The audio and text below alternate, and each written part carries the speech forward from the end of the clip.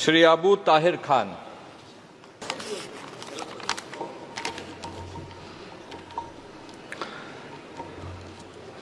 বিসমিল্লাহির রহমানির রহিম।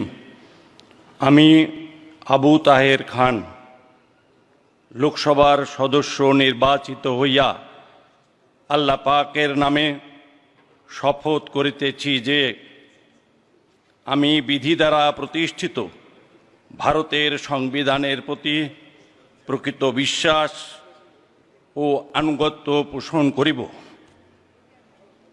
আমি ভারতের সার্বভৌমত্ব ও সংহতি রক্ষা করিয়া চলিব এবং যে কর্তব্যভার আমি গ্রহণ করিতে চলিয়াছি তাহা আমি বিশ্বস্তভাবে নির্বাহ করিব ইনশাল্লাহ।